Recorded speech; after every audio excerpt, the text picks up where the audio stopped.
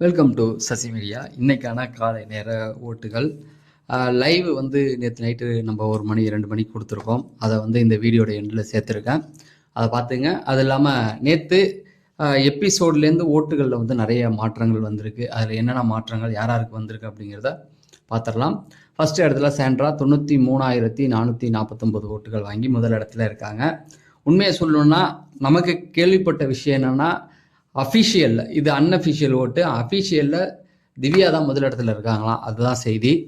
அப்போ திவ்யா அதான், ஏன்னா சாண்ட்ராவை பொறுத்த வரைக்கும் எதுவுமே பெருசாக ஆக்டிவிட்டி பண்ணலை. இப்போ நேற்றுலாம் லைவில் பார்த்தீங்கன்னா நைட்லாம் உட்காந்து கானா வினாத்து இவங்கெல்லாம் உட்காந்து கானா படி வேறு லெவல் சம்பவம் பண்ணிட்டாங்க. அது சாண்ட்ராலாம் ஒன்றுமே இல்லை, அமைதியாக தான் இருக்காங்க. அதில் நேற்று வந்து கானா வினோத்திட்ட போய் ஒரு அட்வைஸ் ஒன்று கொடுத்தாங்க. அதாவது திவாகர் வந்து அப்படி பண்ணாதீங்க, திவாகர் வந்து அவரை தன்னை ஹீரோன்னு அவரே நினச்சிக்கிட்டு இருக்காரு, அதை இப்போ நம்ம சொன்னோம்னா தேவையில்லாத பிரச்சனையாகவும், அவரை விட்டுடுங்க, ஓவராக அந்த உருவக்கேலி பண்ணாதீங்கன்னாங்க. அதாவது அவரை ஹீரோவாக நினச்சி அவரே நம்பிக்கிட்டு இருக்காரு. அது அவர் உங்கள் டீமில் தானேங்க இருக்காரு, நீங்களே சொல்லலாம்ல. இப்போ ஆல்ரெடி அந்த டீமே உடஞ்சிருச்சு, அந்த பிரச்சனை அப்படி வந்துச்சுல. அதை இது வரும்போது சொல்கிறேன். அடுத்தது பார்த்தீங்கன்னா திவ்யா, அவங்க வந்து 91,333 ஓட்டுகள் வாங்கியிருக்காங்க. திவ்யா பொறுத்த வரைக்கும் இவங்க தான் அஃபிஷியலில் முதல் இடத்துல இருக்காங்க அப்படிங்கிற செய்திகள் வருது. அஃப்கோர்ஸ் அவங்களுக்கு ஃபேன் ஃபாலோவர்ஸ் வந்து நிறைய பேர் சோஷியல் மீடியாவில் எங்கே போனாலுமே திவ்யாவுக்கு தான் அதிக. நானும் எல்லா ஓட்டிங் போல்லையும் போய் பார்த்துட்டு வந்துட்டேன். பிக் பாஸ் அந்த ஓட்டிங் வைக்கும் பொழுது திவ்யாவுக்கு தான் ஓட்டுகள் அதிகமாக வருது. பார்க்கலாம் அப்படிங்கிறது. அடுத்தது 3ஆவது இடத்துக்கு விக்ரம் வந்துட்டார், 82,604.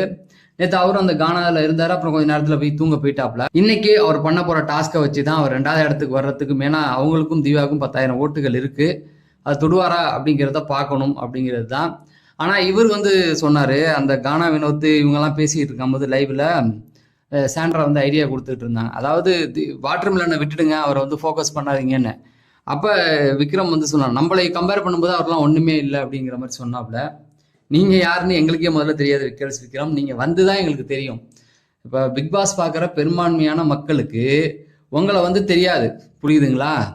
வீட்டுக்குள்ளே வந்து தான் விக்ரம்னு. நீங்கள் இன்னும் காமெடியெலாம் எதுவும் பெருசாக சிரித்து இது பண்ணுற அளவுக்கு எதுவும் பண்ணிடல. ஆனால் வாட்டர் மிலனை எல்லாருக்குமே தெரியும். அதுவும் இல்லாமல் அவர் வந்து கிரிஞ்சு பண்ணுறாரு, எது பண்ணுறாரு. ஆனால் இந்த ஷோவை இவ்வளோ நாள் ரன் பண்ணி வந்ததுக்கு பார்வதிக்கும் அவரும் இல்லாமல் இந்த ஷோ ரன் ஆகலை. உங்களெல்லாம் தூக்கி நிறுத்திலாம் பண்ணல. நீங்கள் ஒரு 40ஆவது நாளில் வந்து நின்றுட்டு நான் ஒரு கேம் ஆடுவேன்னு சொல்கிறீங்கல்ல, நல்ல விஷயந்தான். ஆனால் உங்களை விட சின்ன ஆள் பெரிய ஆள்லாம் நீங்கள் கம்பேர் பண்ண வேண்டாம், ஓகேங்களா? அது தப்பான ஒரு விஷயம். அவர் கிரிஞ்சாவே இருந்துட்டு போட்டும், அவரை வந்து எல்லாருக்குமே தெரியும். இத்தனை நாள் ஷோ ரன் ஆனதில் அவருக்கும் பார்வதிக்கு முக்கால்வாசி பங்குன்னா அவருக்கும் இருக்குது. உங்களெல்லாம் யாருன்னு தெரியாது. நீங்கள் பண்ண காமெடி எதுவுமே ரீச் ஆகலை. நேற்று கமர்த்தின்னு சொன்னார்ல, சிரிப்பே வரலடா அப்படின்னு. உண்மையாகவே நேற்று உங்களுக்கு என்னன்னா, நேற்று உங்களுக்கு சப்போர்ட் பண்ணணும் அப்படிங்கிறதுக்காக தான் சில பேர் சப்போர்ட் பண்ணாங்க, அவ்வளோதான். அதனால் நீங்கள் வந்து அடுத்தவங்களை மட்டம் தட்டுறதை நிறுத்திக்கிங்க. யாரையுமே இப்போ எனக்கு என்னன்னு வச்சிங்களேன், திவாகர் பாயிண்ட் வரும்போது நான் ஒரு விஷயம் சொல்கிறேன், கேளுங்க. அடுத்தது பார்த்தீங்கன்னா பார்வதி, விக்கல் சாமனும் ஒரே இதுதான் இருந்தாங்க, இப்போ மாறிட்டாங்க. அவர் 80,800 ஓட்டுகள் வாங்கியிருக்காங்க. பார்வதியை பொறுத்த வரைக்கும் கமருதீன் ரொம்ப டிஸ்டர்ப் ஆகிட்டாப்புல. அதை அந்த நைட்டு போட்ட வீடியோவில் சொல்லியிருக்கேன். அவர் வந்து தாங்கிக்கவே முடியல. அவர் அரோராட்ட கேட்குறாரு, அரோரா ஏற்றி விட்டுக்கிட்டு தான் இருக்குது. ஏய் நீ என்ன தான் பண்ணாலும் நாளைக்கு பேசிடுவ அப்படிங்கிற மாதிரி. நான் பேச மாட்டேன் அப்படிங்கிறான். அதெல்லாம் அங்கே சொல்ல தேவையே இல்லை. அவன் என்ன கேட்டான்னா, பிரஜனை வந்து சாண்ட்ரா மாட்டி விடுவாங்களா அப்படிங்கிற மாதிரி கேட்டான். ஸோ அது ரொம்ப டிஸ்டர்ப் ஆகிருக்கான். கானா வினோத்தை போன வாரம் பகிச்சிக்கிட்டாப்புல இல்லை, அதெல்லாம் பார்க்கும்போது ரொம்ப ஒரு மாதிரி தான் இருந்தது. ஆனால் கானா வினோத் வந்து ஆறுதல் சொல்லி, அது ஒரு இதாக தாண்டா இருக்கும் வாடா அப்படின்னு சொல்லி கூப்பிட்டு போய் பாட்டு பாட அழைச்சிட்டு போனார். அதான் ஃப்ரெண்டு தான், பொண்ணுங்க தான் அப்படிங்கிறது தான். ஏன்னா நீ அவ்வளோ மாட்டி அவளை அசிங்கப்படுத்தி விட்டும், இந்த நேரத்தில் வந்து அந்த பொண்ணையும் தப்பாக சொல்லாமல் வாடா பார்த்துக்கலாம் அப்படின்னு அழைச்சிட்டு போய் சந்தோஷமாக பாட்டு பாடிட்டு இருந்தார். அதுதான் ஃப்ரெண்டு, விட்டு கொடுக்கக்கூடாதுங்கிறது.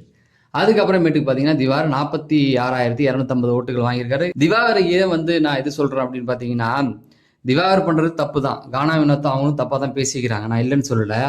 கானா வினோத் வந்து நேற்று ஆரம்பித்து விட்டது அவர் தான். காலையில் எபிசோடு ஆரம்பிக்கும் போது தோசை தின்றது, தோசைக்காக அலைஞ்சுன்னா ஆரம்பிச்சு விட்டாரா, இவர் அதுக்கு ரியாக்ட் பண்ணுறாரு. இவரும் மோசமான வார்த்தைகள் பேசுகிறாரு, அவரும் பேசுகிறாரு. இதில் நம்ம யாருக்கும் ஆதரிக்க, 2 பேருமே தப்பு தான், உண்மை தானே? இவர் பிறப்பு ரீதியாக திவாகர் வந்து வினோத்தை வந்து ஏற்றத்தாழ்வு பார்க்குறாரு அப்படிங்கிறது கம்ப்ளைண்ட். பொதுவாக எல்லாருமே சொல்கிறது, ஏன் அவரே சொல்கிறாரு. அதே இவர் என்ன சொல்கிறாருன்னா, உருவ கேலி என்ன அதிகமாக பண்ணுறாரு அப்படிங்கிறாரு. அப்போ ரெண்டுமே தப்பு தான். புரியுதுங்களா? நீ வந்து அசிங்கமா இருக்க, ஒரு மாதிரி கேவலமா இருக்க அப்படின்னு சொல்ற அந்த உருவக்கேலியும் தப்பு தான். பிறப்பின் அடிப்படையில் நீ ஏற்றத்தாழ்வு பார்க்கணும், தப்பு தான். 2 பேருமே மாறி மாறி பண்ணும்போது யாரு பக்கமும் நியாயம் கிடையாது அப்படிங்கிறது தான். யாருக்காகவும் யாரும் வந்து ஆதரவு கொடுக்க முடியாது. ரைட்டுங்களா? அதுதான் சொல்ல வரேன்.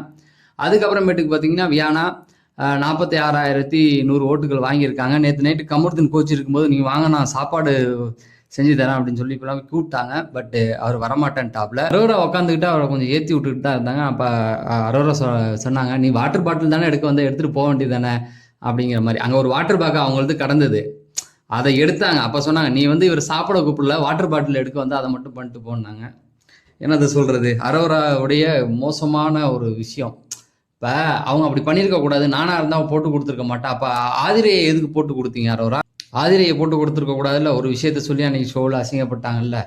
நீங்கள் ஏதோ எல்லாம் நியாயம் தர்மம்லாம் அரோரா பேசிக்கிட்டு இருக்காங்க. அடுத்தது பார்த்தீங்கன்னா அரோரா தான் 35,338 ஓட்டுகள். இவங்க என்ன பண்ணிட்டாங்கன்னு இவங்களுக்கு ஓட்டை கொதிக்கிறாங்கன்னு தெரியல. ஒரு மிச்சர் தேவை, அதனால இந்த மிச்சரை நீங்கள் கடைசி வரைக்கும் வச்சிங்க, ஒன்றும் தப்பே கிடையாது. ஃபைனல் கூட்டு வந்து முதல் பரிசே கொடுங்களேன், யார் வேணான்றா? புரியுதுங்களா? அடுத்தது பார்த்தீங்கன்னா கனி 35,019 ஓட்டுகள். நேற்று அழுதுட்டாங்க கனி, அந்த லைவில் பார்த்தேன்.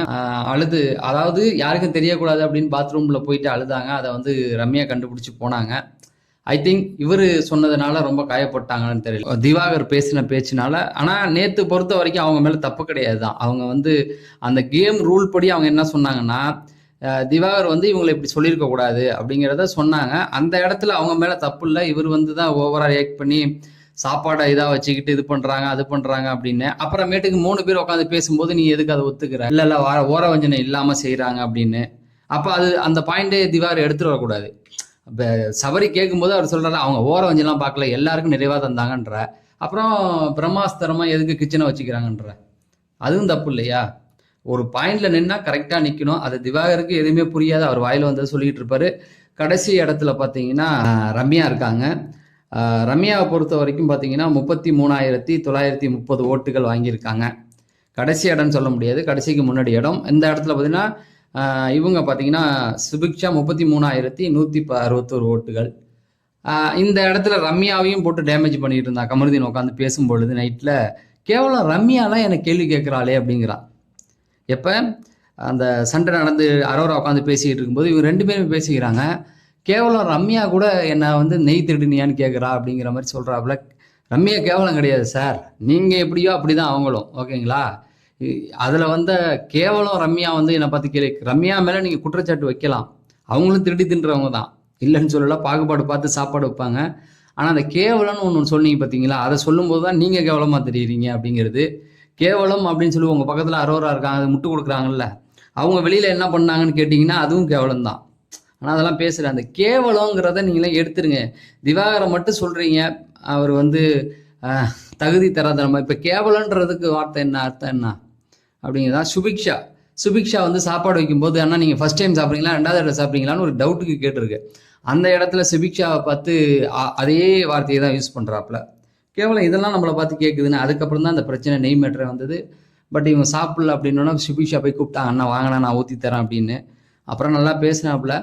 எதுக்கு சொல்கிறேன்னா, எல்லார்ட்டையும் ஒரு நிறங்கள் ஒளிஞ்சிக்கிட்டு தான் இருக்காது. அந்த சந்தர்ப்பங்கள் வரும்போது தான். இப்போ நேற்று பார்வதி பண்ணதும் அப்படி தான். அவர் கமருதீன் பாதிக்கப்பட்டது, அவர் வலி எவ்வளோ வலின்னு என்னால் உணர முடியுது. ஏன்னா ஒரு நெய்யை எடுத்துட்டான் அப்படின்னு சொல்லக்கூடாது. அது வந்து இந்த இப்போ என் கார்டில் அதை பற்றி பேசியிருக்கேன், நீங்கள் அதை பார்த்து தெரிஞ்சுங்க அப்படின்னு சொல்லிட்டு. ஏன்னா லென்த் அதிகமாக போயிடும். அதை நம்ம அடுத்த வீடியோவில் சந்திப்போம். நன்றி, வணக்கம்.